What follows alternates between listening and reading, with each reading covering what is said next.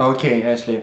Firstly, I'm actually recording our last few lessons, so for my own records to know how you're doing with progress. And if you need any recording of our lesson, let me know. I can provide you with a link so you can watch. I thought it's a good idea to do that because it's efficient for practicing. Okay, now let's talk. Your last page is much comparably better than beginning. And let's discuss why it happens. Well, simply you playing this considerably faster tempo and much more flowing. And I understand why it's happening. It's actually not just for you. For many pianists, it's much easier to play when the theme returns than when it starts in initial presentation. You're just more relaxed and you're less nervous and you're already used to it.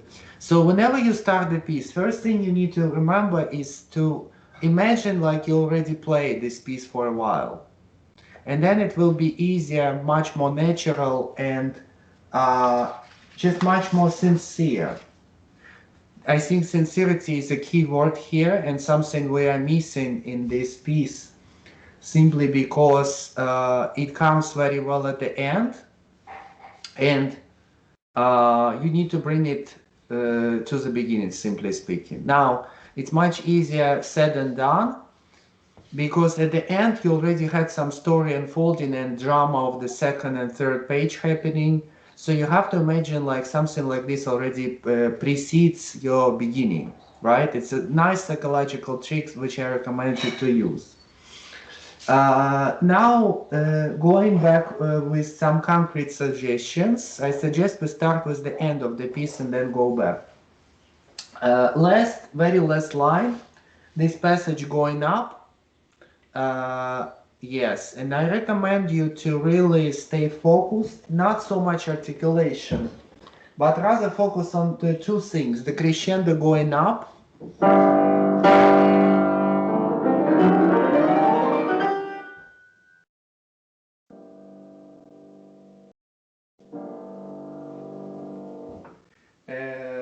That's one thing. The second thing is I think it needs to be a lot more ferocious and you kind of need to phrase it towards the last G and you should play it on the pedal. So you change the pedal on the G which starts the scale.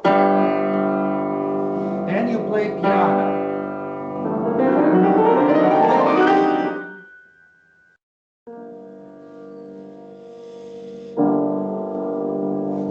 And then very deep chord, but the last two chords must be played with relaxed wrists. If you attempt to play these two piano with not relaxed wrists, the sound will never be nice. So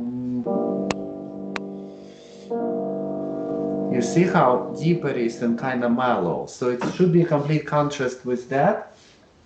And then also when you play this ascending passage scale up, make sure you keep your articulation minimum, just as much as you need, but not really raising fingers too much like you always do in scales. Why is it absolutely necessary here? Is because the passage speeds up towards its apex, towards the last G. And if you raise it high, you may end up not playing it technically perfect. One last time I will show it to you.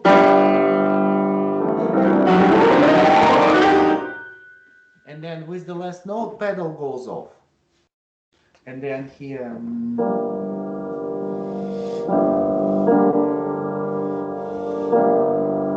Last two notes, serious and tragic, and so. Okay, this is clear. Now, the previous two lines, I don't want to change much. I really like how you play. I like the motion, except for one thing. When it says poco acceleranda, I know he wrote the accents, but avoid to do them so much in the left hand. Rather focus in the right hand. And these accents, they simply mean you need to pronounce that voice, but they don't seem like to be overdone. You taking them very literally and it chops off the phrase, which is not always the great things that I would recommend here. It's more like a one common crescendo towards forte.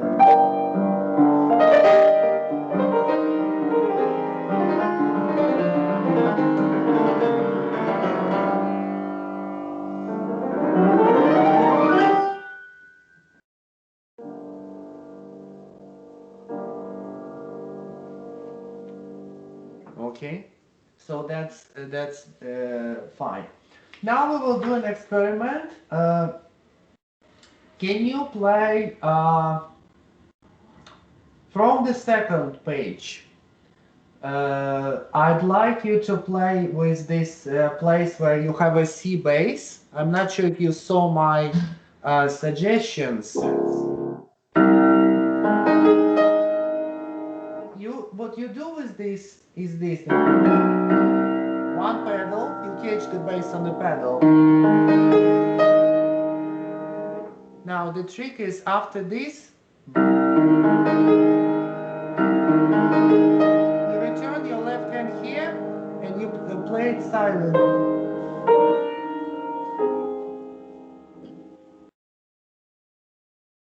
Shall I show again or you understand, Ashley? I understand. You have to be careful when you do it because if the piano is too loud and the action is too sensitive to touch, then it will sound again. Shouldn't happen.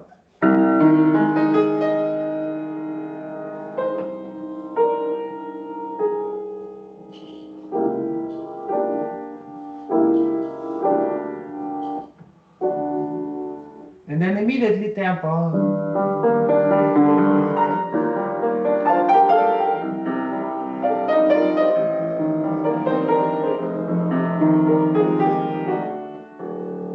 And then over here, I'm not sure. You're slightly making a mistake. I just forgot to tell you. One more time, A flat in the right hand.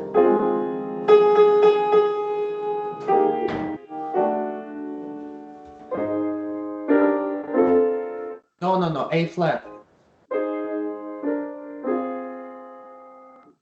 Because A flat already exists before. And the fingering, because of that A flat, what I'm using is 1, 3, 5.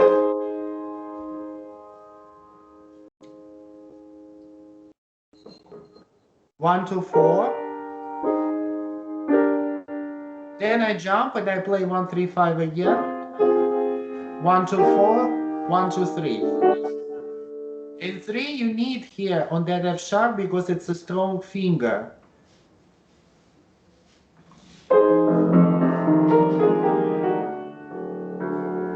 And then accent slightly support into D, the low D. And then play everything else slightly bit later down. By the way, what is the pedaling that we should use in these two piano measure? Half metal peasants? Have I had half metal? So half quarter note, right? Sorry, a half note, right, on this D. And after that? And then every quarter note? Yes, quarter note, and then the following measure slightly bit different. So half note, but slightly bit delay the second D in the left hand.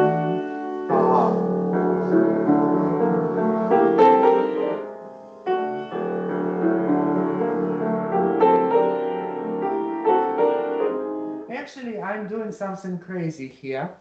I'm holding my pedal until the A flat chord, so dotted half.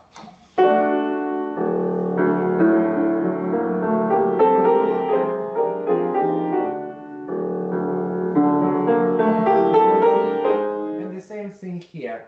So, and then here you change, hold the B flat chord on the same pedal. Now, this you change, chord, the next one also, and then D.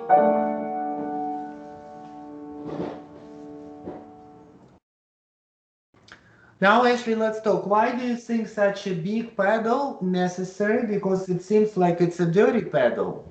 For the D? No, for this entire line. Why is it absolutely necessary?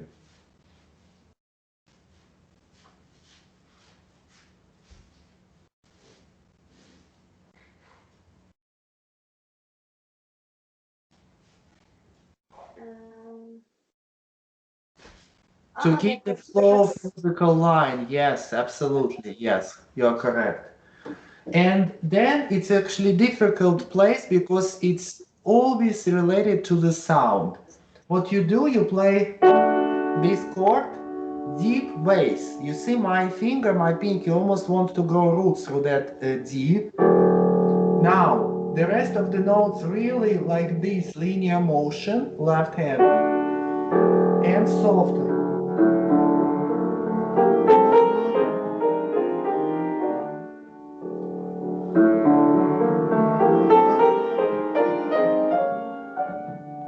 And last a few notes in the right hand, like you lead a candle, lead candle, and lead candle. Again, bass. Top, bottom, everything in the middle makes up the harmony, but don't play it loud. Clear the pedal here.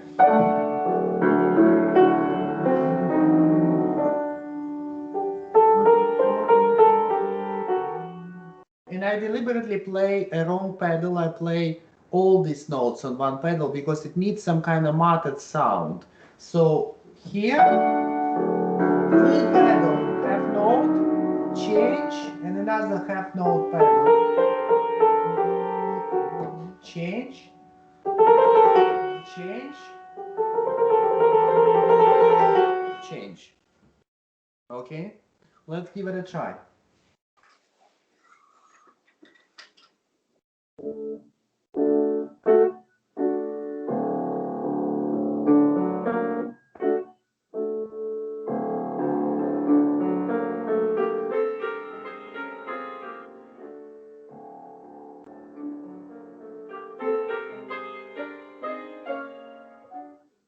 Yeah, but just not so slow. The second measure was beautiful. How you play this.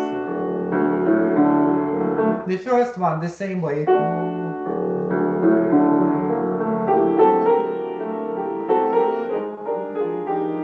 And then this one, I actually start with 1, 1, 2, 4. More legato kind of, more natural.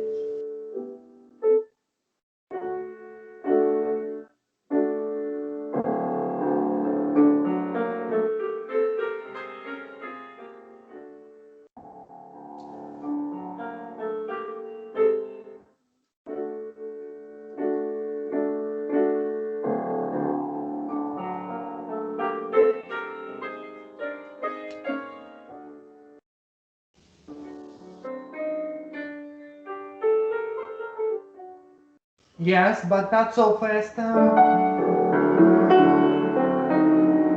Change. It's okay, blend it on one pedal.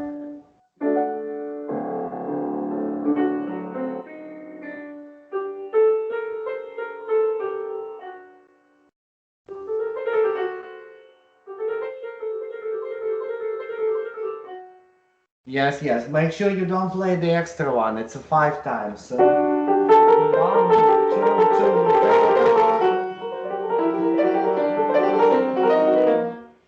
3. Okay. Now play these 2 lines, please, again for me, and make it slightly bit moving tempo.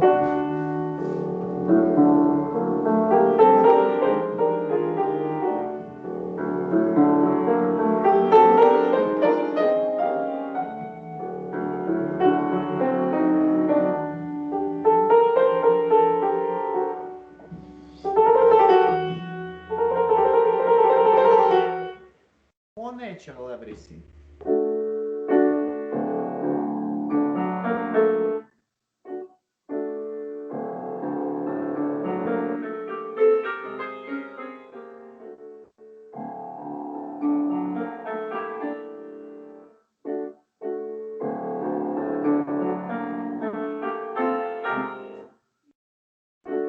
I think there is enough sharp.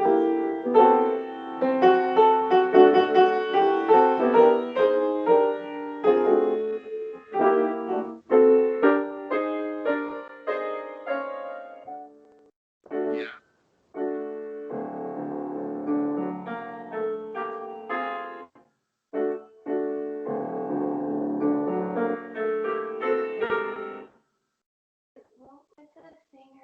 I think you have a problem here with fingering.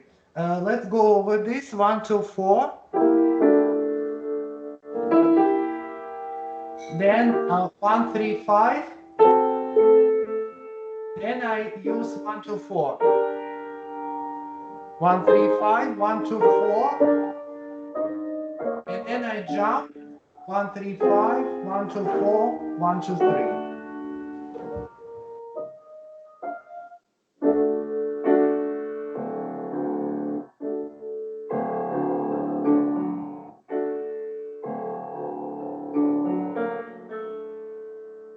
Yes, and over here, can you stand this F sharp slightly bit more? So, more penetrating touch.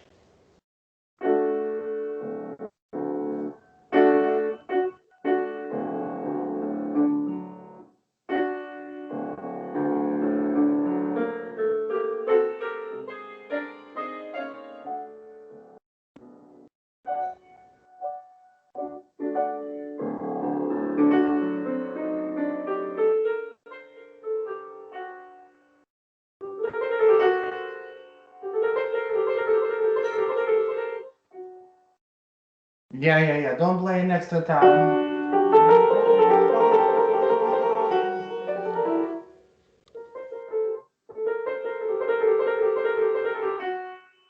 And continue. Good.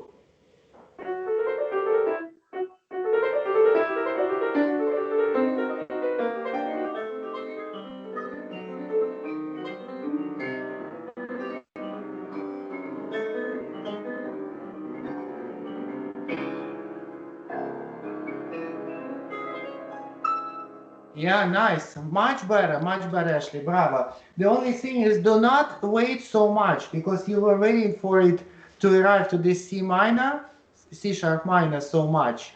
And now you kind of delayed. Go directly into it. Ta.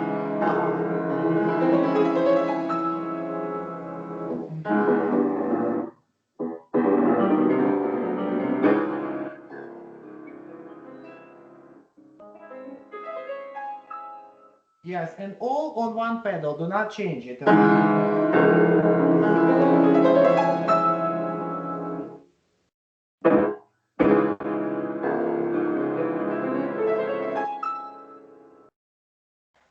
It's okay. 4. What? Am I supposed to play with 4? Where?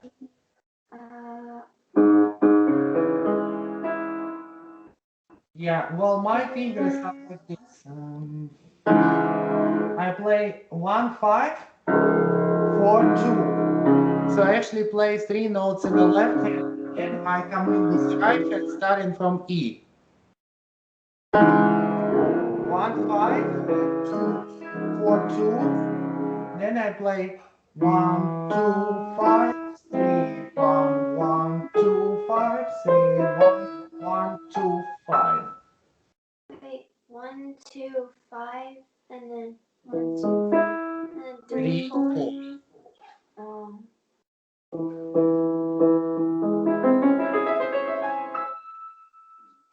Yes, and then the last note, lean on it with your hand to give it more sound. Yes, of course. Again. So immediately here, and then don't stay on this chord, take an off.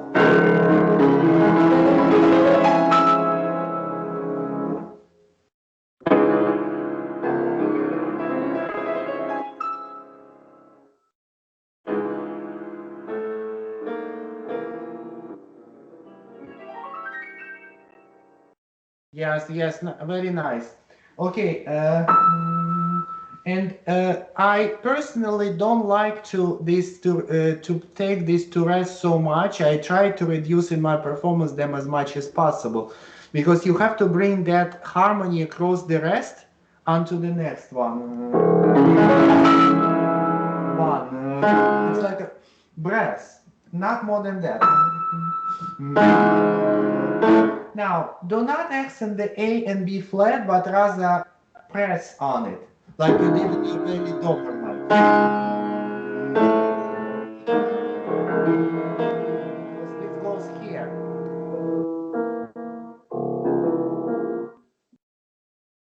Okay, and then after this, again, just a little bit of time. And I would play it with much more desperate and louder sound. It's too soft the way you play it.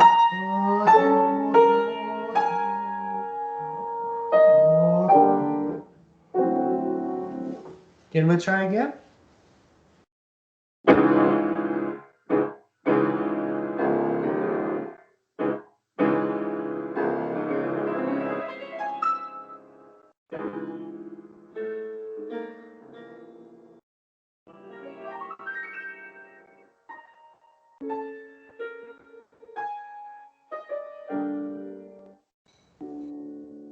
Yes, very nice.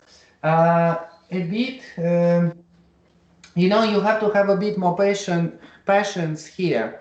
You have to, you actually play this all from above, and he wrote legato. You actually have to stay on the keys.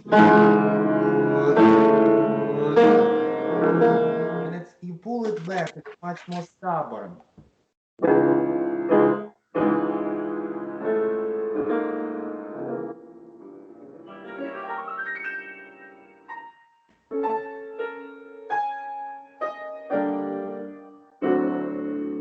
Yes, even more this. It's this loud, and this is even more. And these two, you never emphasize this enough.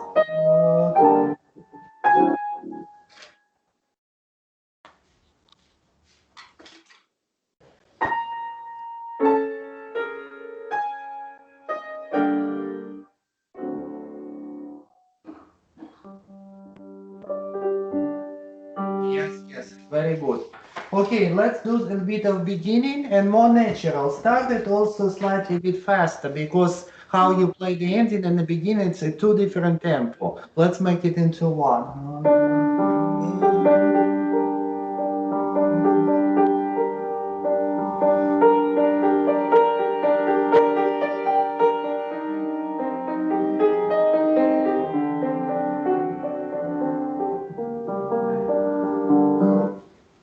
Something like that.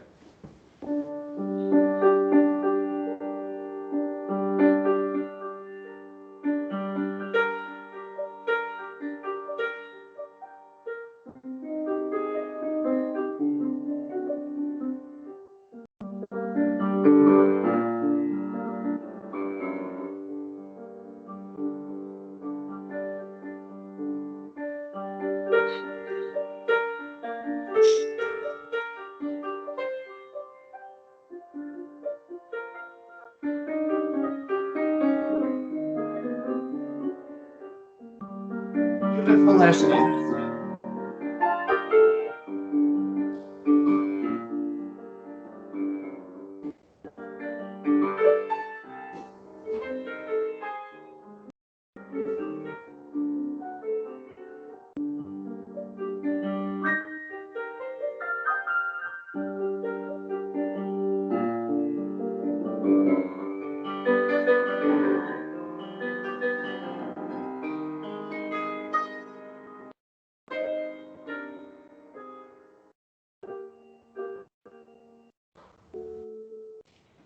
So much better. I think you're happy with your playing, and you should be.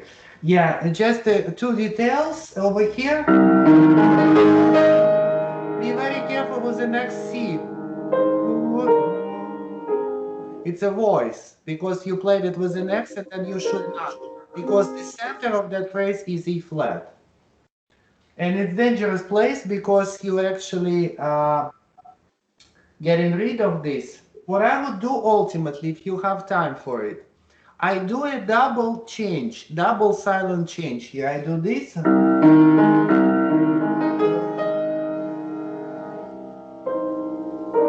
Did you see that? So I change the top note silently with the with from left to right with the pinky, and I hold it. And then I quickly take the bottom one. Yeah, I knew you would be absolutely thrilled to do it, but train yourself. Don't do it now because it's rather difficult. But if you do this, if you already hold the E flat, less chances for you to play the C still loud. So it kind of limits your articulation. Okay, now the tempo was much better. It was a bit on the faster side than I even would like. Slow, just hold it down just a little bit, all right? But the intention was fine. And then finally, let's talk about these notes which you repeat. Entire hand working, like a sprinkler system, I'm sure you have in your house, right? And the way you land this, it's a slightly bit tense. It needs to be more natural. There is a secret. I actually attach my pointer to the third finger, and then I do it this. And then the same thing happens here.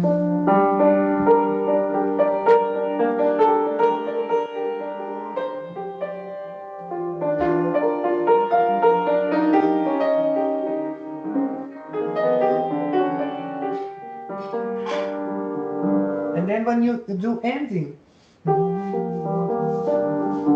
not too slow, but more connecting bridge.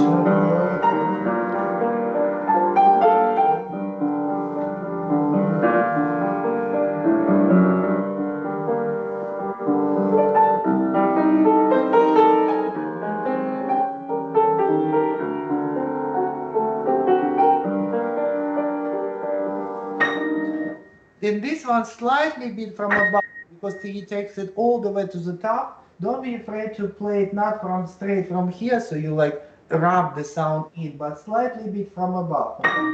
Aim with 1, 3, and 5 above the notes, and then play. And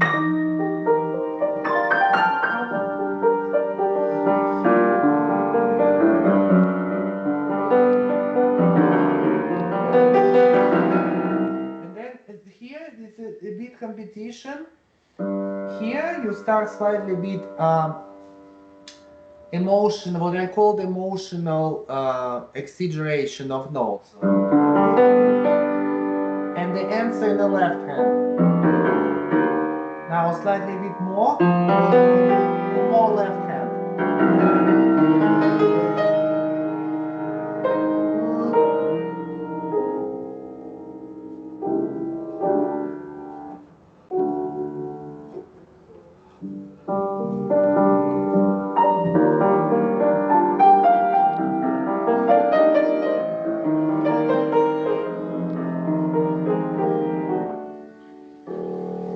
And then you go here. The second time when it returns, I would really play like I did now, much more theme, like a memory, two piano maybe. Okay, I think it should be very good piece. I would rather add another etude to it, and that would be the previous one. I think I need to give you something technical. So I need you to find this opus online, and I want you to choose. You either play the previous one, the E flat major, where is a lot of chords and a lot of jumping going on, and I'm talking about this.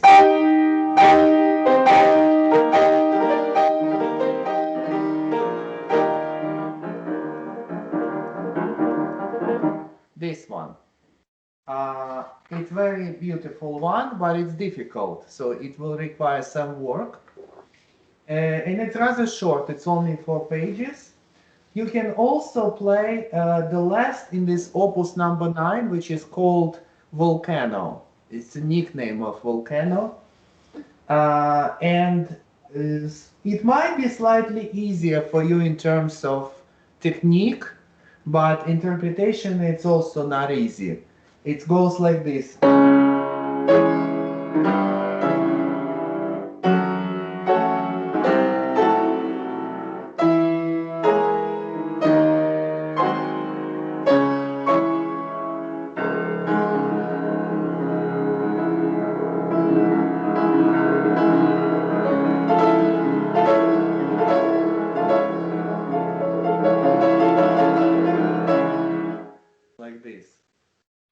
closer to the list, and you let me know which one you want. Write me somewhere in the midweek what you chose, and then next week we'll look at it, okay? Okay. Now let's take a look at the other composer. What would you like to play next? There's Scarlatti. What? Scarlatti?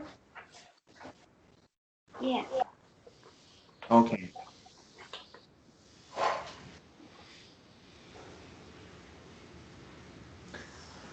I need to open this because I don't have the score in front of me. So let's do.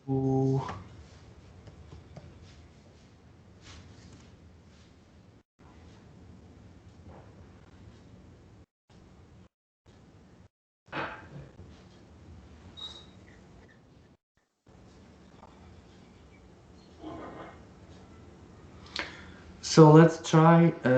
Let me just the send messages.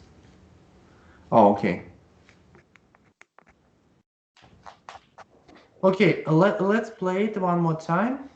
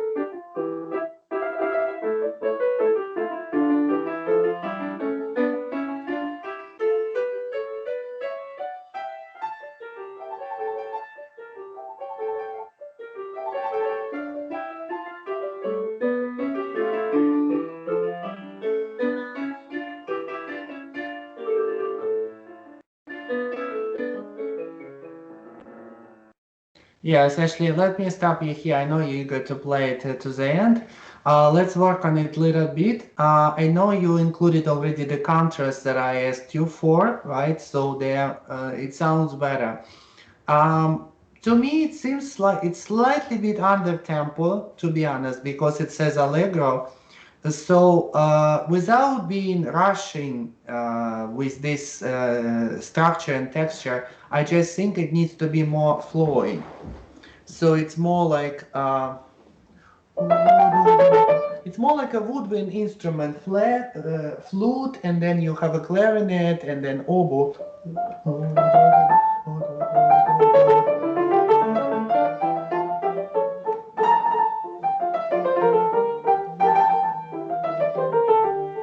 This one slightly soft.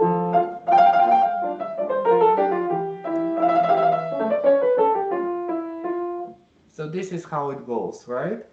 And each time slightly bit less. Now, if your tempo is so rather slow, it's difficult for you to create a contrast because they simply occupy more space in time, and that's a crucial thing.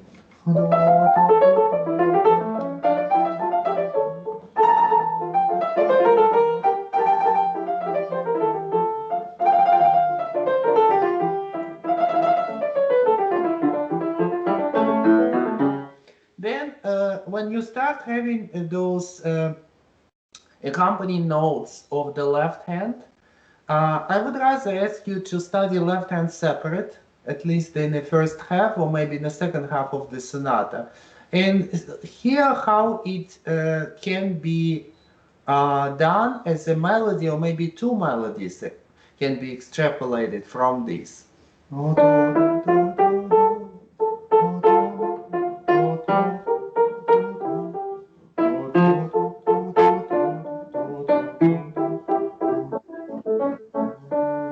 You see, at least two voices. The one that jumps down, that's sevenths.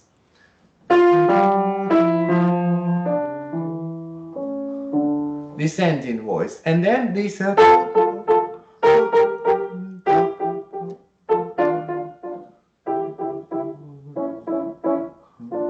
it also has this right to leave and not just the right hand.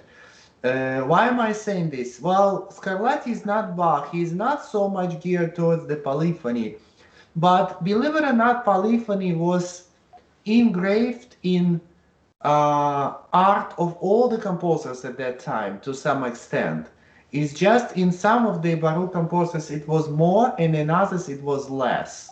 So the idea of main melody and homophonic structure did not yet exist to the extent we had it in Mozart, Haydn, and Beethoven later. So you really need to kind of equalize the hands in that sense. Another thing is why this piece slows down is because you're playing a lot of times left hand notes in legato. And I'm not sure if it's the right way to do it, because if you play it legato, it slows it down. And instead of like providing a necessary rhythmic pulsation for the overall meter of this work, you kind of lag your left hand in tempo. So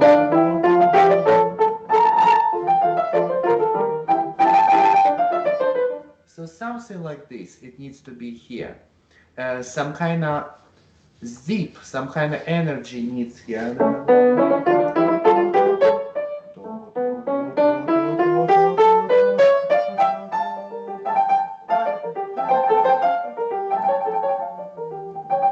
So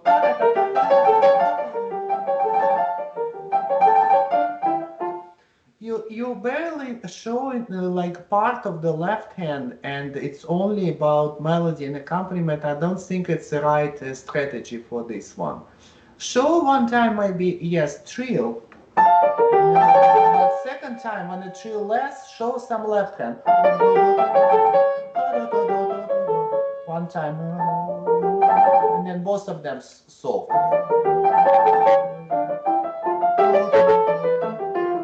And then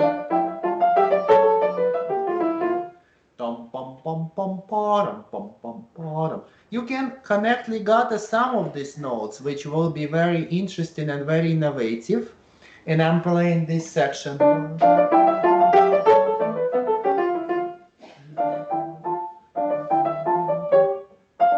Sorry, I have to put up the screen because I don't play it and I don't see the music very well. Yeah, so it's a... So maybe... So... Only the last note you connect to the first one in the left.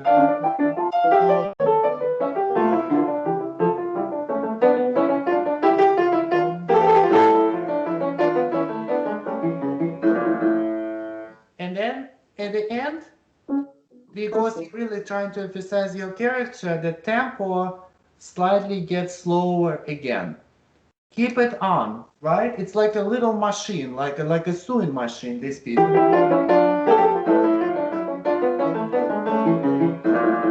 And then trill, one only quarter. 1, 4, 3, 4.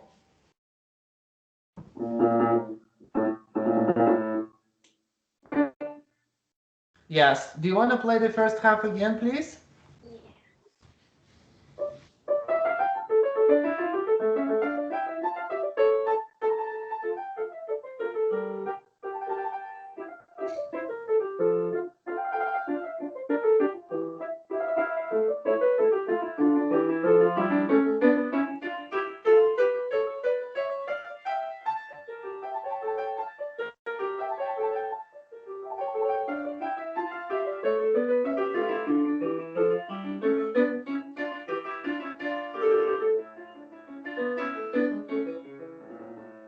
Yes, and over here, by the way, I also would not play them necessarily legato. I would play them portamento. not like no legato, but sustained no legato, and I do it by wrist.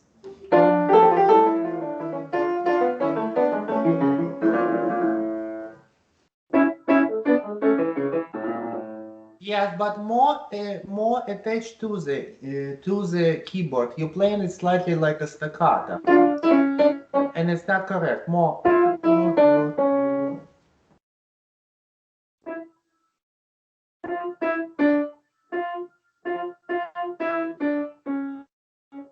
Yes, yes, perfect.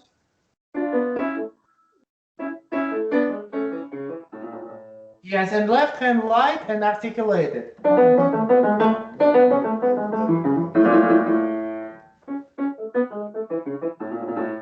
Legato but articulate.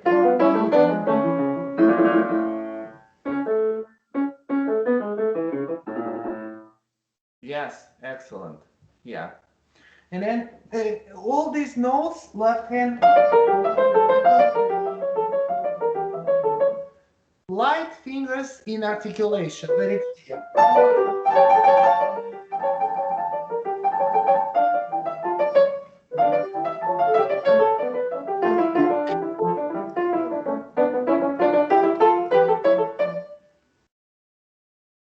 And everything is the same tempo, whether you play at a crescendo or something diminuendo, it's all universal tempo. You cannot move it faster or slower, whether one place is more difficult than another, nobody cares.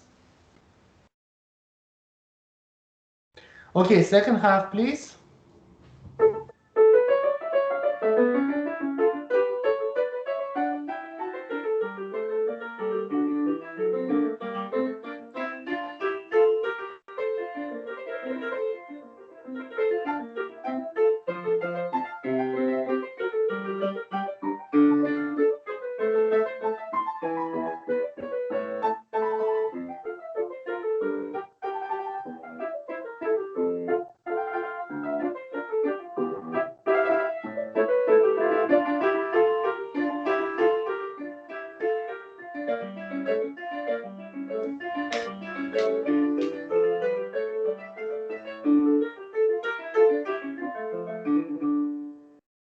Yeah, the ending was actually good, not bad.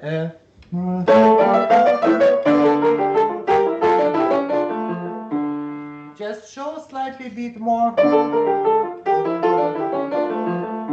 the other voice, which picks up the 16th lines. What can we do here? Again, a lot more element of variety here.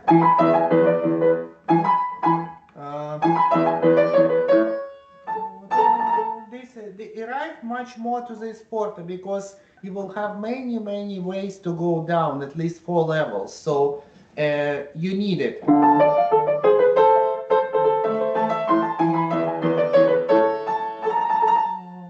And then where is this F?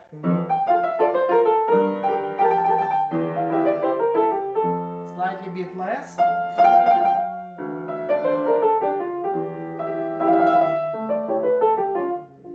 And then finally to piano. And then I was also asking you to make this echo in D. A little bit of this kind of jumping repetition. It should be restless.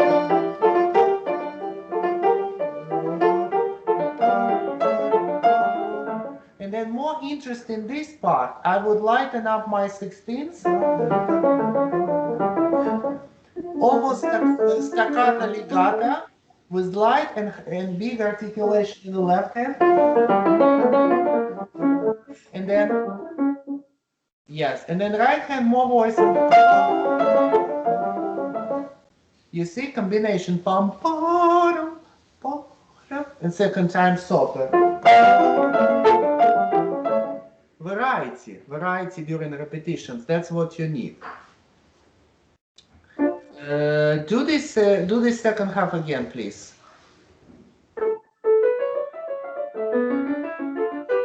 Yes, yes, okay. Sorry to stop you so many times. First one, again, like a woodwind.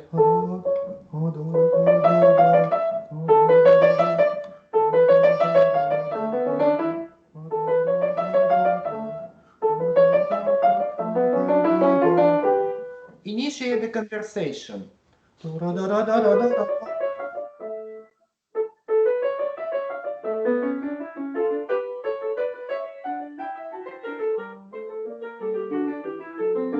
Ashley, sorry, stop. Not can be better. First, this beginning, of course, it's legato. It's all about close legato with very little articulation. And starting from here, you start jumping.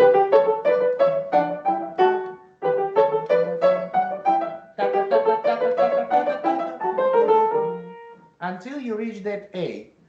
Very emphasized note.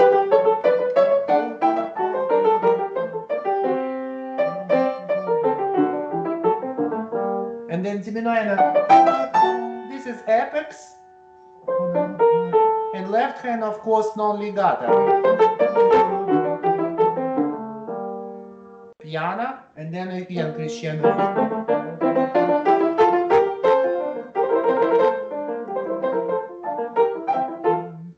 More fun. It's a slightly bit different character everywhere.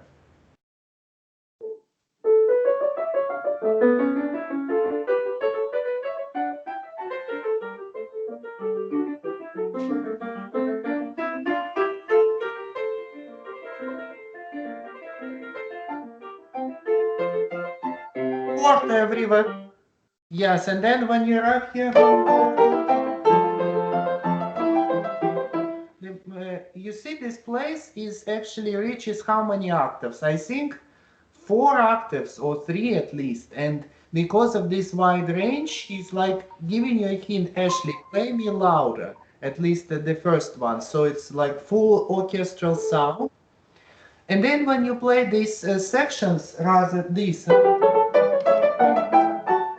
you have to enjoy the second beat, the weak beats of the sixteenths, because they're rather very rushed now. They have to be super steady. Ta ta ta ta ta ta ta ta tam pam pa ba ba ba bum pam pa pa pa pa pam. All different voices and no rushing anywhere.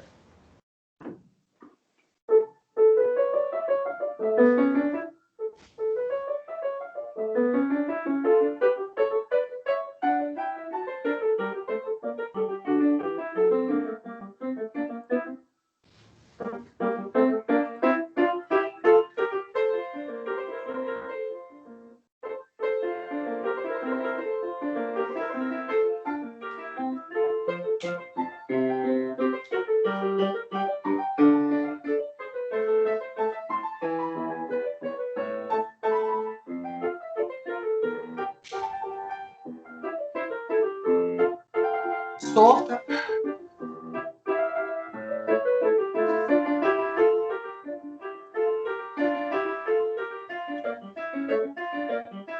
Can you sustain this note slightly bit more? I would rather, change what he wrote, but make it more effective.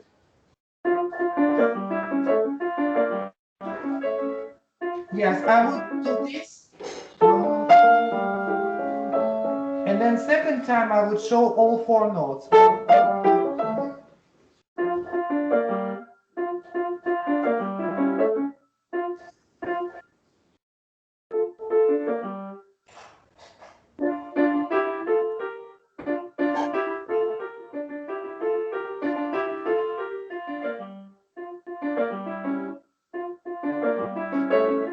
Wait, you don't understand. Let me show you again. So staccato, jump and sustain. Now play the G really soft with your thumb. And it's resolution. And then this one. No.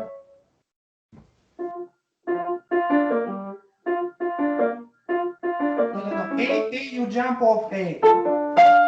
Staccato to land on F. And then second time all 4 notes in staccato. Yes, yes, exactly.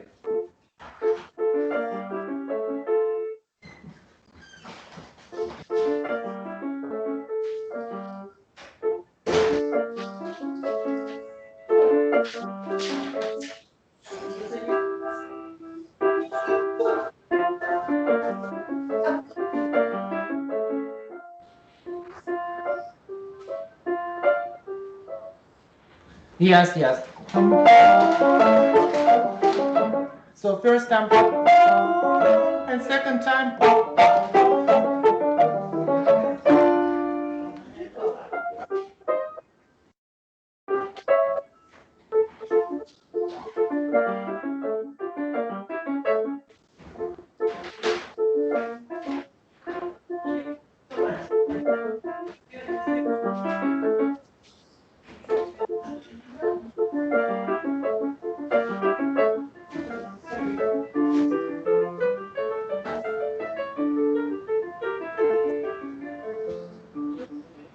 Yes, and then here it extracts some motives.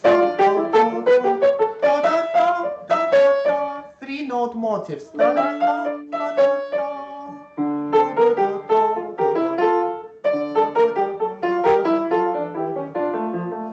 Over here, the motive goes like this. Ta, ta, ta, ta. Left hand.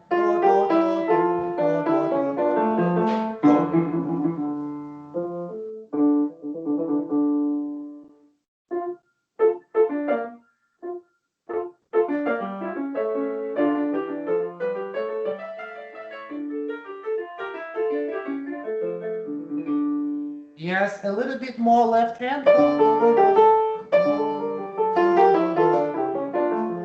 To do that, you need to really hide your right hand.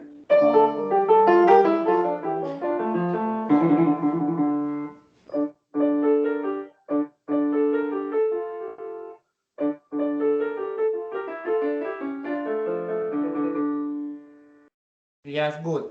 Okay, two things I will tell you about this piece.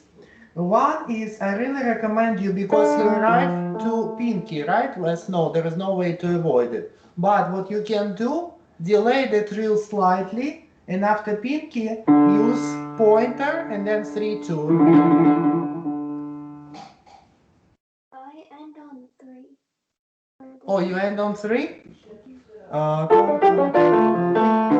Oh, you're using, okay, 1, 2, 3, 1, 3. Okay, then it's fine. Good. And then another thing I was gonna tell you, be very careful with this. I call it culmination place of the second half. It's where you play.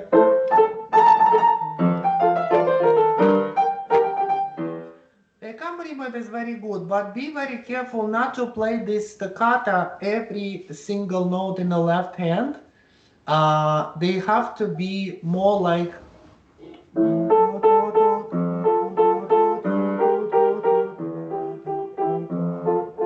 Because if you make them too prominent and they chop like this the phrase, it will sound differently.